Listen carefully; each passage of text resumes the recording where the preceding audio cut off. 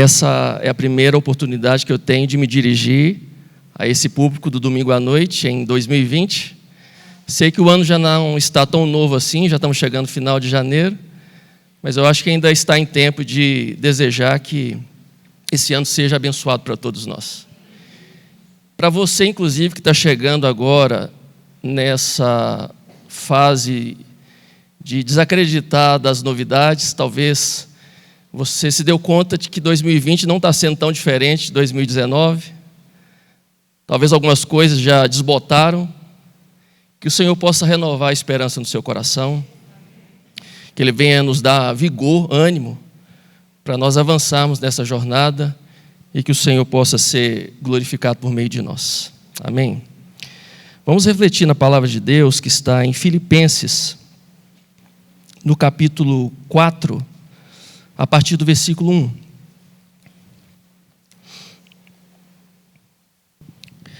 Carta de Paulo aos Filipenses, capítulo 4, a partir do versículo 1. Portanto, meus irmãos, a quem amo e de quem tenho saudade, vocês que são a minha alegria e a minha coroa, permaneçam assim, firmes no Senhor, ó amados. O que eu rogo a Evódia e também a Sintique é que vivam em harmonia no Senhor. Sim, e peço a você, leal companheiro de jugo, que as ajude, pois lutaram ao meu lado na causa do Evangelho com Clemente e meus demais cooperadores. Os seus nomes estão no livro da vida. Alegrem-se sempre no Senhor. Novamente direi, alegrem-se. Seja a amabilidade de vocês conhecida por todos. Perto está o Senhor. Não andem ansiosos por coisa alguma, mas em tudo, pela oração e súplicas e com ação de graças, apresentem seus pedidos a Deus. E a paz de Deus, que excede todo entendimento, guardará o coração e a mente de vocês em Cristo Jesus. Oremos mais uma vez. Senhor, estamos diante da Tua palavra e temos a expectativa de ouvir Tua voz. Pedimos que isso que foi lido e o que será aqui exposto seja aplicado aos nossos corações, que encontre lugar no nosso coração. Abra o nosso entendimento, que o Senhor venha trazer ao nosso coração o desejo de uma vida que seja de fato coerente com a Tua palavra. Nos ajuda, Senhor, fala conosco nessa noite. É a nossa oração no nome de Jesus. Amém. A igreja de Filipos, no norte da Grécia, foi a primeira igreja que Paulo plantou na Europa durante a sua segunda viagem missionária. E parece-nos que essa era uma das igrejas prediletas de Paulo. Talvez até por causa da história de Paulo na evangelização dessa cidade. Toda a dificuldade que Paulo enfrentou para pregar o evangelho ali, e em seguida ver os sinais da manifestação do Senhor, a forma como o mal cooperou para o bem, deve ter dado ao apóstolo Paulo a certeza de que aquela igreja seria de fato um instrumento de Deus para a manifestação do seu reino e da sua vontade. Paulo era muito grato aos filipenses pela participação financeira deles no seu ministério.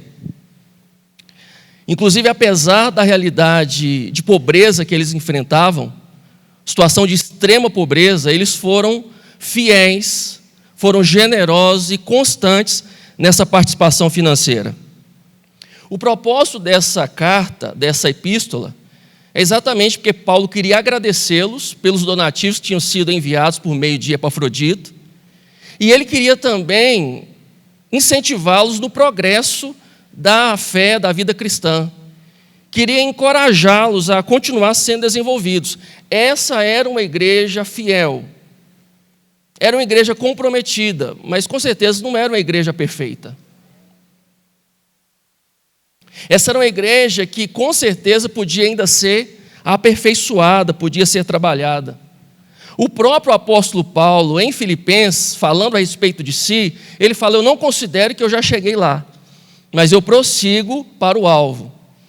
Paulo fala de maturidade cristã, mas não de perfeição. Ele fala que ele já está vivendo a altura do que já se manifestou da graça de Deus na vida dele, por isso ele pode ser imitado pelos outros, mas ele fala: eu ainda não cheguei lá.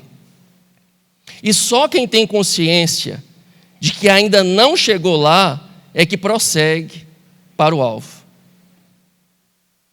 A estagnação espiritual, irmãos, muitas vezes ela não é resultado da preguiça, às vezes é resultado da arrogância.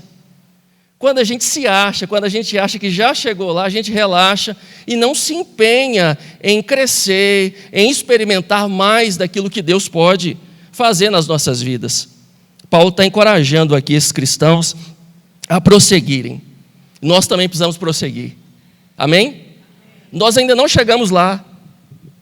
Nós somos uma obra inacabada, não abandonada, mas inacabada. Paulo disse que aquele que começou a boa obra em nós é fiel para completá-la até o dia de Cristo Jesus. A nossa salvação, ela já começou na justificação e ela vai terminar na glorificação. E nesse tempo nós vamos avançando em Cristo, sendo trabalhados por Ele, sendo transformados dia a dia, de glória em glória, experimentando mais do favor e da graça de Deus.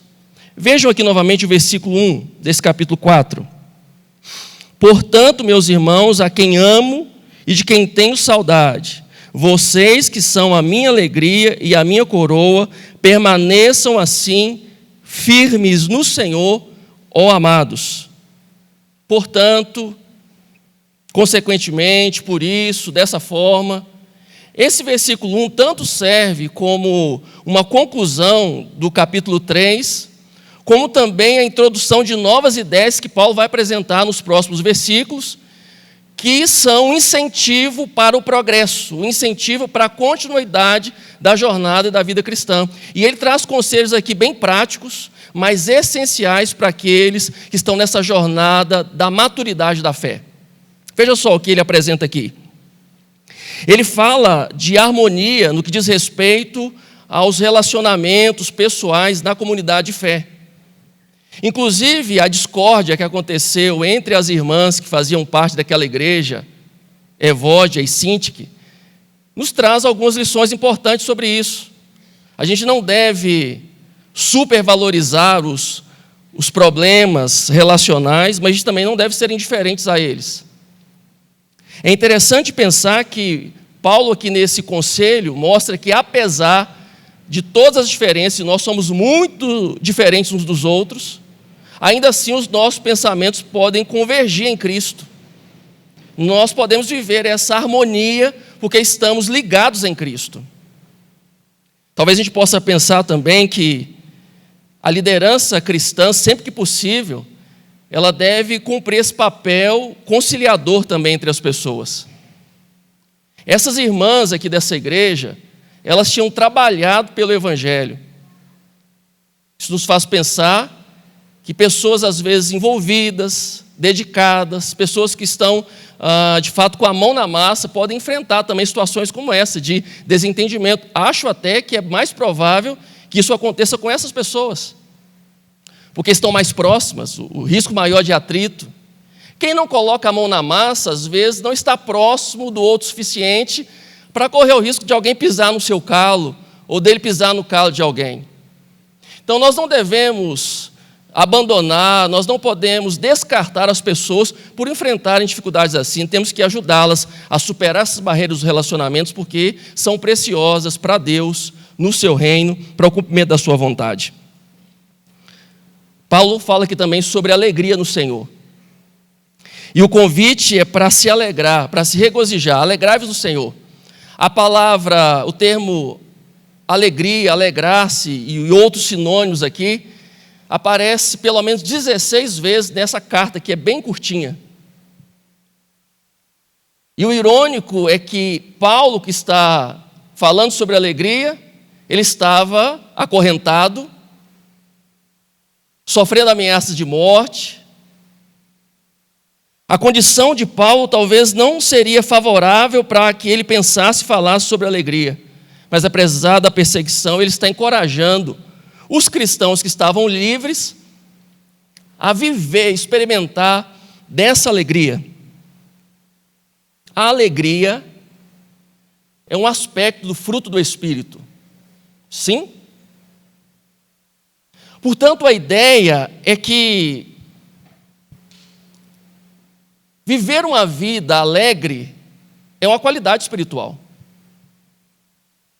Paulo não estava convidando apenas para que eles regozijassem, experimentassem de algum contentamento, mas era um convite para o desenvolvimento dessa espiritualidade, de uma alegria, de um contentamento, de uma confiança que inclusive não depende das circunstâncias. É esse Paulo que fala que ele aprendeu a viver contente em toda e qualquer situação, que sabe ter muito, sabe ter pouco, sabe estar em abundância e sabe também estar em escassez. Ele fala, posso todas as coisas naquele que me fortalece. Eu admiro Paulo. Eu não cheguei nesse nível ainda. No máximo que às vezes eu dou conta, e eu costumo dizer que quando eu não estou satisfeito, eu já sei ficar calado, não murmuro. Mas falar que estou contente.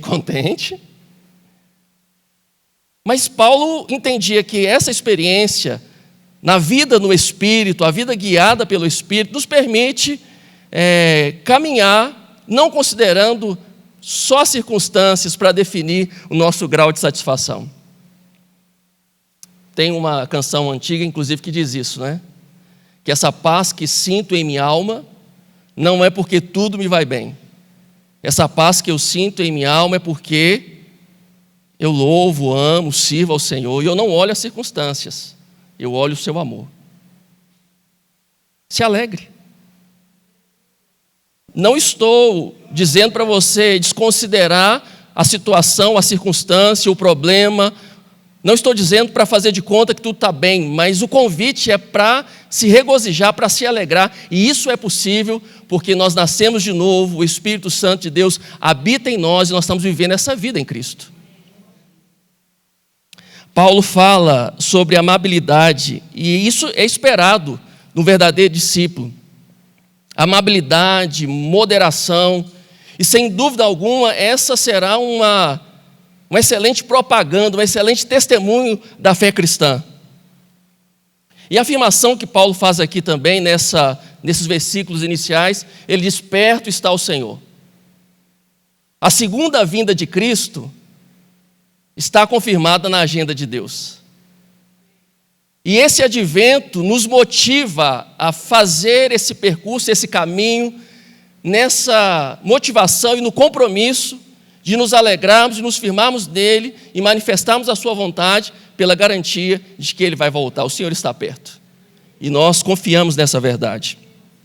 E confiar nisso nos dá motivação para seguirmos crescendo, amadurecendo. E esse amadurecimento da fé, irmãos, inclusive nos permite superar a ansiedade, que é o próximo tópico, próximo tema que Paulo vai trabalhar. E essa ênfase que eu queria trazer para a nossa reflexão nessa noite. Superar a ansiedade, vencer a ansiedade.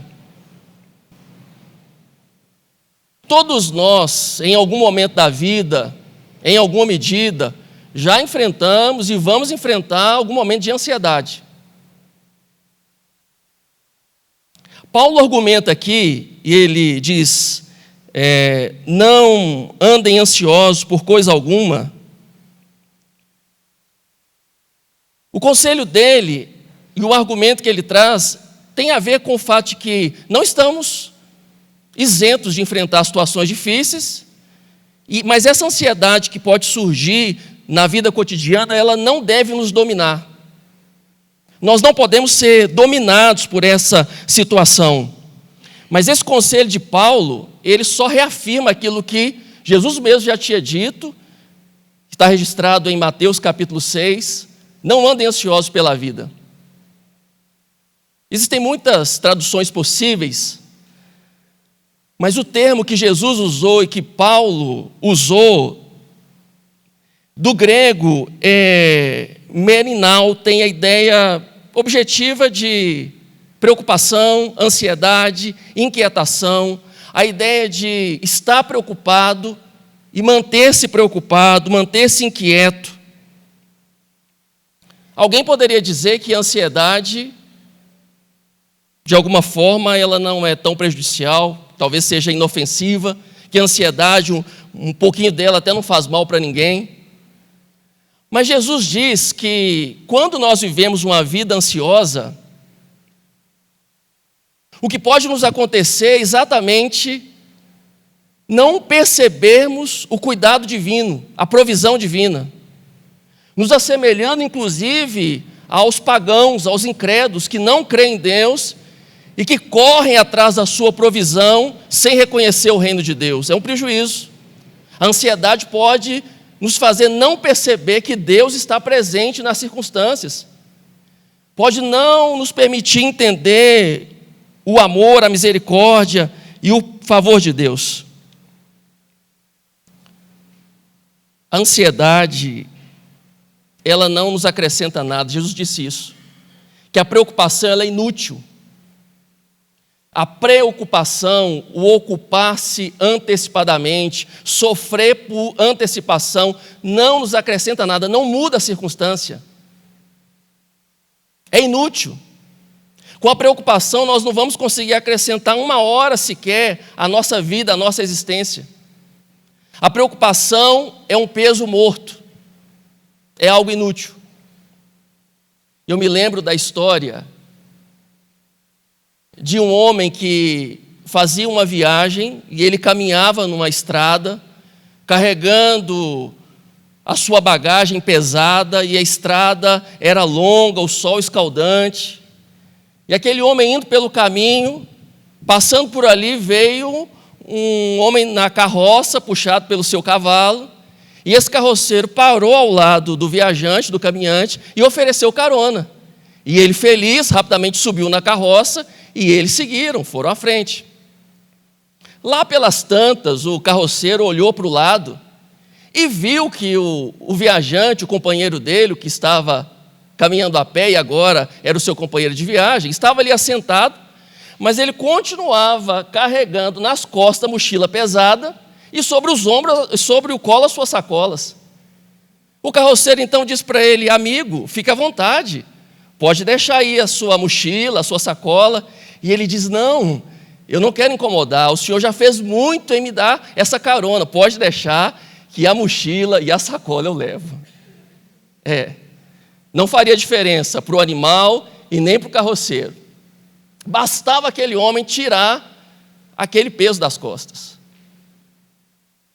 Alguns estão contentes com o fato de que nós fomos alcançados pela graça de Jesus, que temos a garantia de uma vida eterna, e agora dizem: eu estou tão feliz com isso que eu vou carregar alguns pesos aqui para compensar. Deixa que eu dou conta de levar a vida aos trancos e barrancos, vivendo uma ansiedade aqui e ali, porque já estou salvo mesmo. Isso é maravilhoso, mas a vida em Cristo, a salvação que recebemos, o convite para essa vida plena e abundante começa aqui. E pode ser experimentado, inclusive, quando nós conseguimos confiar em Deus, depositando nele a nossa ansiedade.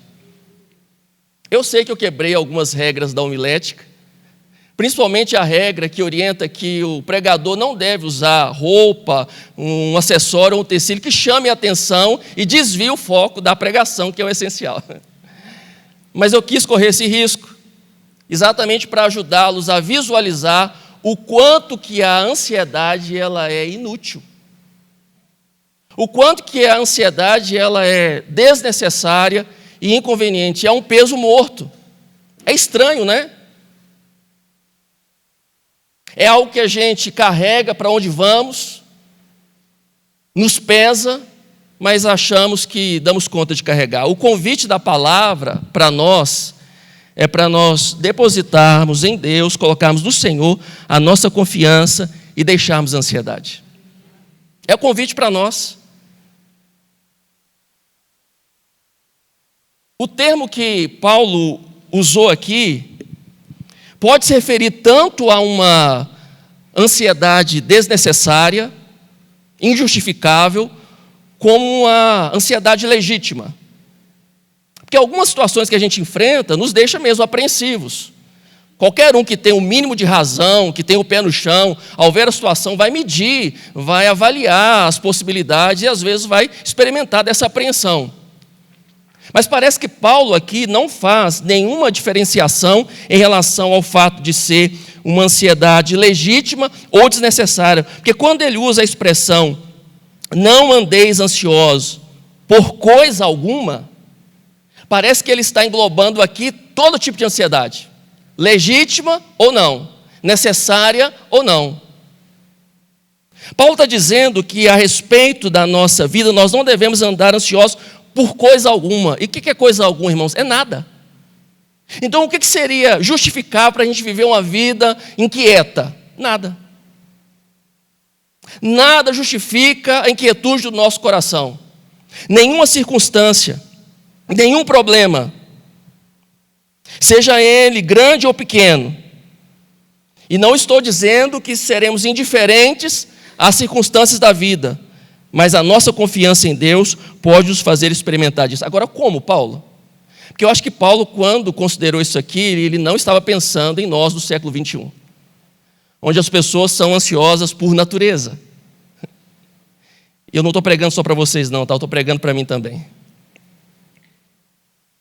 Paulo não só fala da necessidade de rompermos com essa prisão, o aprisionamento da ansiedade, mas ele mostra o caminho. E o caminho que ele diz aqui é apresentando diante de Deus as nossas necessidades. Não andeis ansiosos por coisa alguma, mas em tudo fazei de Deus conhecidas as vossas necessidades. Há um contraste aqui, porque na parte anterior ele diz que nós não devemos andar ansiosos por nada.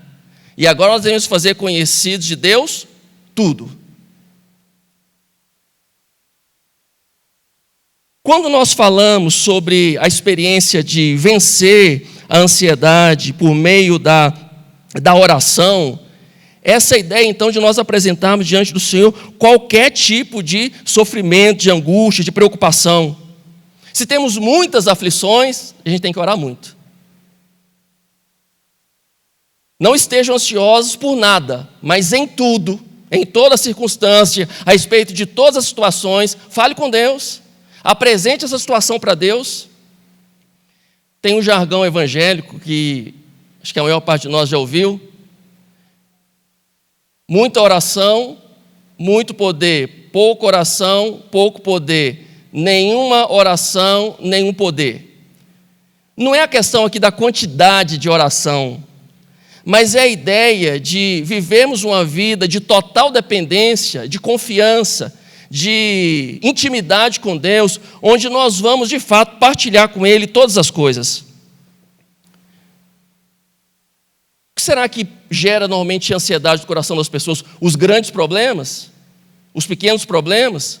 Às vezes não são só as dificuldades que parecem ser invencíveis que nos amedrontam. Às vezes o acúmulo de pequenas preocupações é suficiente para ir minando também a nossa energia. E a fé nos convida a apresentar todas essas situações diante do Senhor. As grandes, porque não existe nada que seja grande ou maior do que o poder de Deus. E apresentar também as coisas pequenas, porque não tem nada que seja pequeno demais, que Deus não esteja interessado, ou que Ele não possa também se compadecer. Por isso nós precisamos apresentar a Deus em tudo, pela oração, súplica e com ação de graças. Ele fala aqui de oração e súplica. Esses dois substantivos indicam a ideia de oração no geral, ou os pedidos específicos. Orar, falar com Deus. Oração não é uma fórmula mágica. O sentido da oração é porque tem a ver com relacionamento com Deus.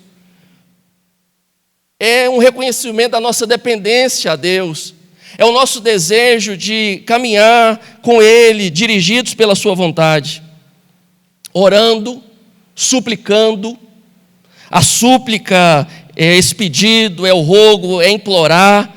É quando nós apresentamos alguma situação com esse senso de urgência, por causa de uma necessidade muito grande que nós temos, da expectativa de uma resposta. A oração é essencial para o nosso amadurecimento, para conseguirmos, inclusive, superar essa circunstância de inquietação na nossa vida. É um exercício fundamental para a fé cristã. Não é fórmula mágica, não é garantia, inclusive, que ao orarmos nós vamos receber uma resposta positiva a respeito daquilo que nós estamos pedindo. É possível que em algumas circunstâncias recebamos um não de Deus, e é melhor que recebamos um não, principalmente porque às vezes pedimos mal. Eu hoje olho para alguns momentos da minha vida, lembro de alguns pedidos que fiz para Deus, que hoje não faria mais. A oração é preciosa não só porque ela pode mudar, transformar a circunstância, mas a oração é importante porque às vezes ela pode nos transformar, nos faz ver de outra forma as intenções de Deus, o propósito de Deus. O pastor Zé Carlos, alguns domingos atrás, falando sobre oração, falou sobre como é interessante, em alguns momentos, quando estamos orando, e durante aquele momento começamos a apresentar em forma de oração a resposta daquele próprio pedido, como se estivéssemos entendendo o caminho para solucionar aquela questão. Na experiência da oração, vamos sendo dirigidos por Deus, vamos sendo transformados por Ele, e Ele pode, dentro do seu propósito, transformar também as circunstâncias. A oração é essencial. Paulo diz que nós devemos apresentar tudo diante de Deus com orações e súplicas, com ação de graças.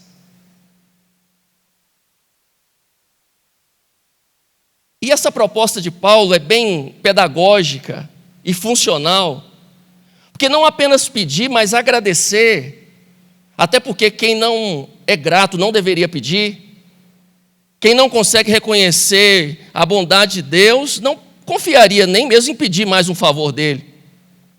Mas funciona, porque quando nós agradecemos, e normalmente nós agradecemos por algo que o Senhor já fez, isso nos faz lembrar que o mesmo Deus que fez ontem é poderoso para fazer hoje, se Ele quiser. Que Ele tem o mesmo poder, as circunstâncias podem ser diferentes, mas Deus está no controle, continua sendo soberano. Esse mês passado, a Andresa e eu vivemos alguns momentos turbulentos, um acúmulo de situações para serem enfrentadas, e no meio daquele caos, a sensação que a gente ia ser engolido, muita angústia, começamos a ver assim uma luzinha no fim do túnel, algum sinal do socorro do Senhor, e ela falou: amor, eu vou te fazer um pedido. Da próxima vez que a gente enfrentar uma situação parecida com essa, por favor, me lembre que Deus está sempre presente. Falei, tá bom. Eu acho que uma semana depois, recebemos inclusive um diagnóstico médico, e eu falei com ela, eu acho que a situação que você pediu para te lembrar, ela já chegou. Deus está sempre presente. E quando nós recordamos da nossa trajetória, e como o Senhor tem marcado a nossa história com o cuidado dEle, isso enche o nosso coração de esperança em continuar prosseguindo e até enfrentando os obstáculos desse tempo, porque o Senhor está presente. Ele é bom. Apresenta diante de Deus as suas necessidades, mas reconhece também aquilo que Ele já fez na sua história. E eu tenho certeza que se você olhar para trás, você vai perceber os sinais do cuidado, do favor, da provisão, da ação do Senhor na sua vida. Apresente diante do Senhor as suas necessidades. E quando Paulo fala aqui de apresentar ao Senhor as nossas necessidades, o sentido é informar, fazer conhecido dele. Isso para mim era difícil de compreender porque Deus sabe. A oração não é para contar para Deus uma coisa que Ele não sabe. Jesus disse que ao falar sobre a experiência da ansiedade, falou, fiquem tranquilos, porque o Pai Celeste sabe que necessitais de todas essas coisas. Ele sabe. Mas apesar de saber, Ele espera que nós levemos até Ele as nossas angústias, as nossas necessidades, os nossos medos. Quando nós falamos para Deus, nós estamos reconhecendo a nossa limitação e convidando o Senhor para participar, para nos ajudar, para nos dirigir, inclusive, na tomada de decisão ou naquilo que estamos vivendo. A grande questão da oração não é nós informarmos para Deus aquilo que Ele não sabe. Eu acho que é muito mais nós nos lembrarmos que Deus já sabe. Isso traz uma paz para o coração da gente. Quando a gente ora, a gente lembra, Deus está sabendo da situação, eu posso ficar tranquilo.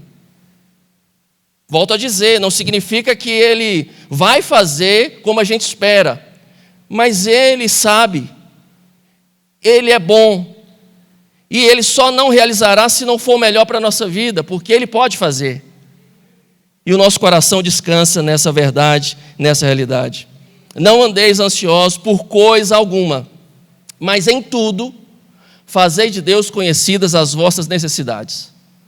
Tem gente que quando está no aperto, grita, esperneia, conta para todo mundo, mas não consegue orar. Confia mais que alguém de perto poderá lhe dar um socorro do que acreditar numa intervenção divina. Faça as duas coisas. Compartilhe o problema com um amigo, abre seu coração, isso faz muito bem. Mas falar com os outros não é o mesmo que falar com Deus. Precisamos também desenvolver essa prática de levarmos constantemente ao Senhor tudo a respeito da nossa vida. E Ele está interessado em tudo a respeito de você. Qual o resultado disso? O que Paulo fala que vai acontecer? Ele fala que a paz de Deus, que excede todo entendimento, guardará os nossos corações e as nossas mentes em Cristo Jesus. A paz aqui é eirene. É essa paz que não é circunstancial. É a paz que nós experimentamos mesmo quando tudo não vai bem.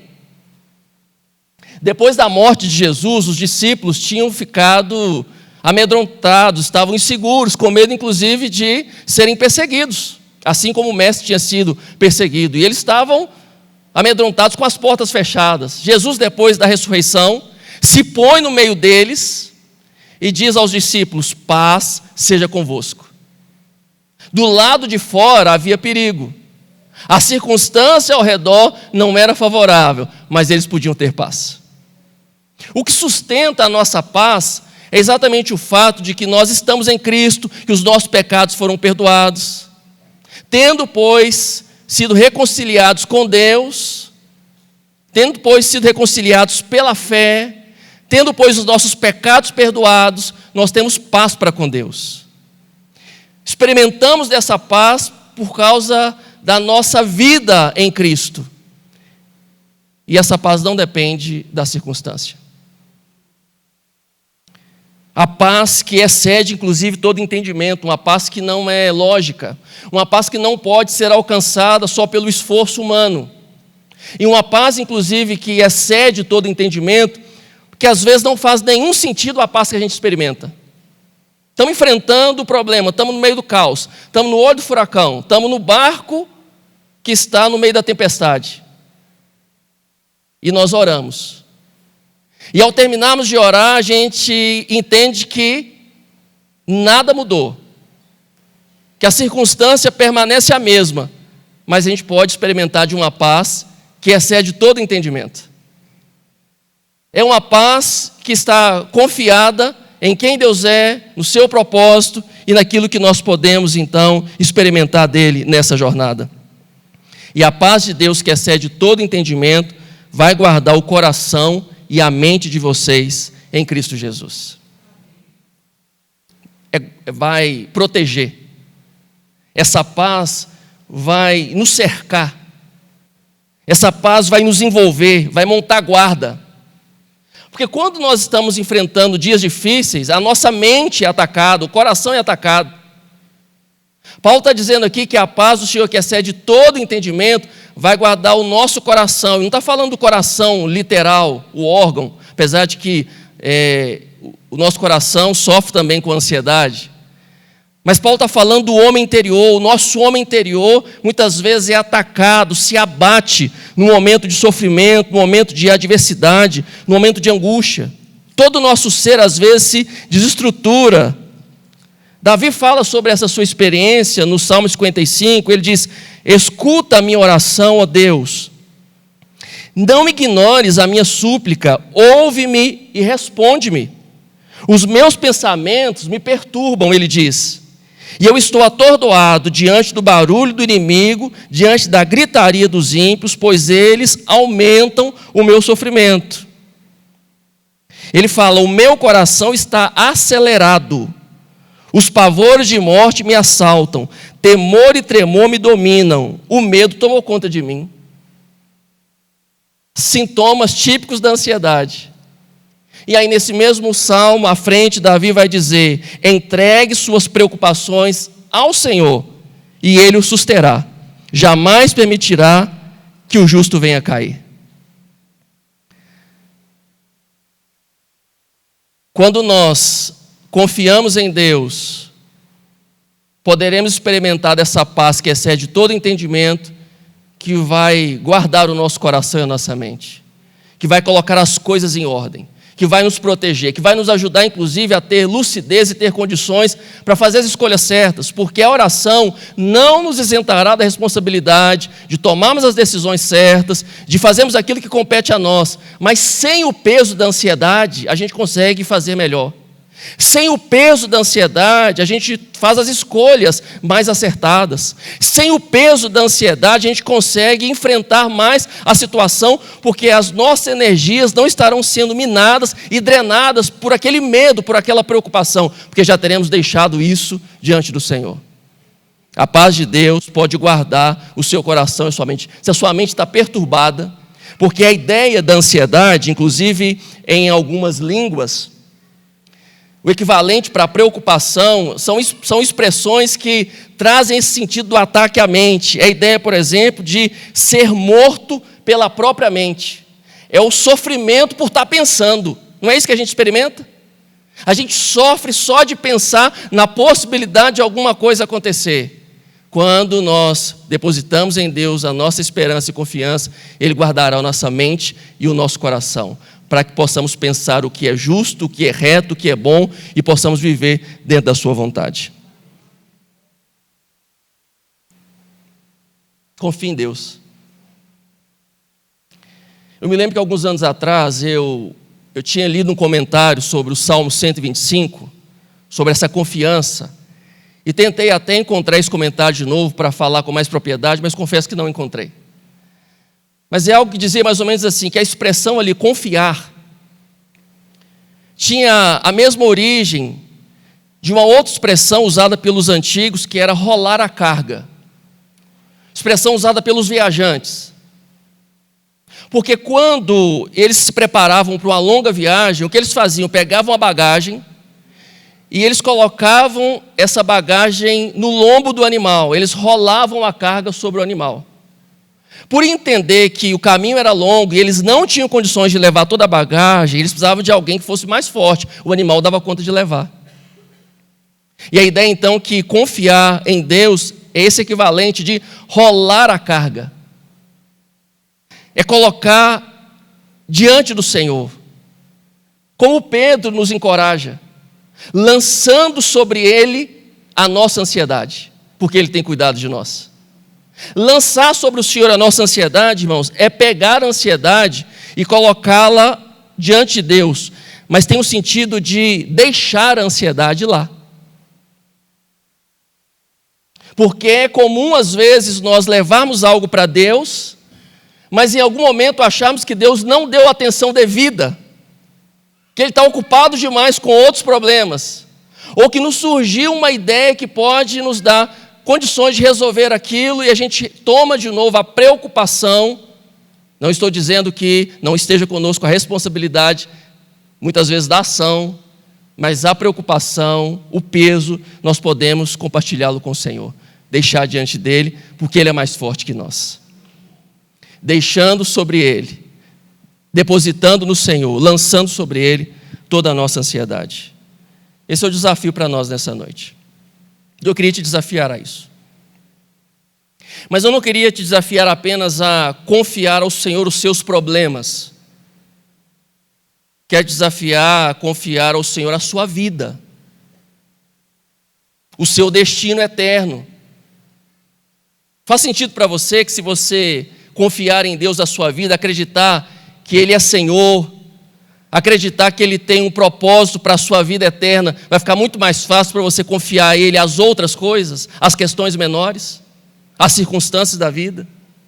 O convite não é apenas para você pedir a ajuda de Deus para solucionar pequenos problemas. O convite é para que você receba da parte de Deus essa direção para a sua jornada, que você viva debaixo do governo, do senhorio de Cristo.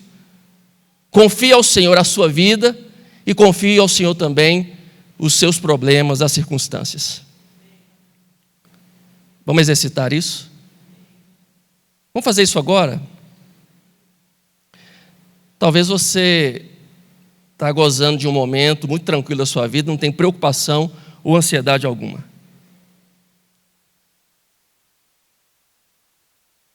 Mas talvez você ainda não tenha a segurança mais essencial de todas, é saber que a sua vida está em Cristo e que Ele, de fato, é Senhor da sua história e da sua existência. Você pode fazer isso agora. Você pode reconhecer a necessidade que você tem de Deus, da presença dEle na sua vida. Você pode reconhecer para Deus que não dá conta de fazer esse caminho sozinho. Você pode aceitar entrar nesse lugar de segurança, participar da graça de Deus, experimentar do alívio do Senhor, do perdão dos pecados, de experimentar do alívio pelo perdão que recebemos e por isso temos paz com Deus ao sermos reconciliados com Deus e podemos viver essa vida plena em Cristo. Feche os seus olhos.